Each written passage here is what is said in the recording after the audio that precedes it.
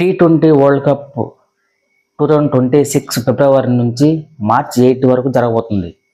ఈ మెగా టోర్నీకి సంబంధించి ఐసీఐసీ నిర్వహించే ఈ 2 ఇయర్స్ తర్వాత నిర్వహించే ఈ మెగా టోర్నీకి రోహిత్ శర్మ కెప్టెన్సీ తర్వాత ఆ కెప్టెన్సీ తీసుకున్న సూర్యకుమార్ మీద భారీ అంచనాలు ఉన్నాయి. ఎందుకంటే ఏబీ డివిలియర్స్ లాగా 360 డిగ్రీల్లో ఆడగల ఏకైక కెప్టెన్ ఎవరు ఉన్నారంటే సూర్యకుమార్ యాదవ్. అలాంటి కెప్టెన్ మీద ఇప్పుడు రూమర్స్ 27 నెలలుగా ఒక్క ఆప్షన్ లేదు.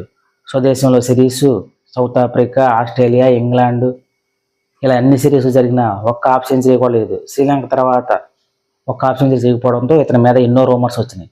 అయితే నిన్న జరిగిన రాయ్పూర్లో జరిగిన ఈ సెకండ్ T20లో ఆడిన ఇన్నింగ్స్ చూస్తే సూర్యకుమార్ ఒక్కసారి సూర్యాబాయ్ ఫామ్లోకి వస్తే ఎలా ఉంటుందో మరొకసారి చూపించాడు.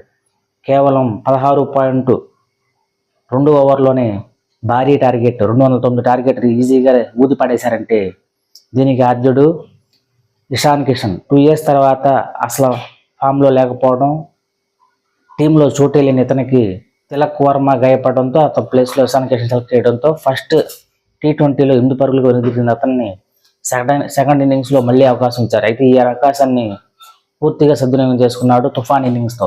పవర్ ప్లేలో 2 వికెట్ పడిపోయిన విధంలో ఎవరైనా జాగ్రత్తగా ఆడతారు, కానీ ఇతను సునామీ ఇన్నింగ్స్. ఒక టైంలో సెంచరీ చేస్తాడా అనుకున్న టైంలో సెంచరీ మిస్ చేసుకున్నాడు ఇషాన్ కిషన్.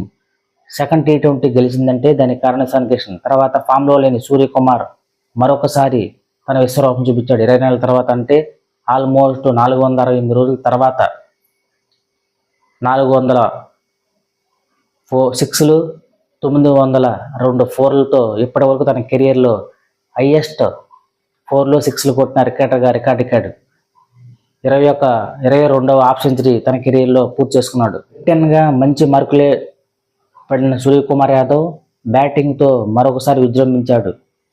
తన బ్యాటింగ్ ఒక్కసారి విజృంభిస్తే ఇన్నింగ్స్ వన్ సైడే అన్నట్టుగా సునామీ సృష్టించాడు ఈ సెకండ్ T20లో. ఇటు సూర్యకుమార్, అటు ఇషాన్ కిషన్ లాంటి భారీ హిట్టర్లు ఫామ్లోకి రావడం, ఫిబ్రవరి 7 నుంచి స్టార్ట్ అయ్యే T20 వరల్డ్ కప్లో ఇండియాలో జరిగే ఈ T20 వరల్డ్ కప్కి ఇదొక ప్లస్ పాయింట్ అని చెప్పాలి.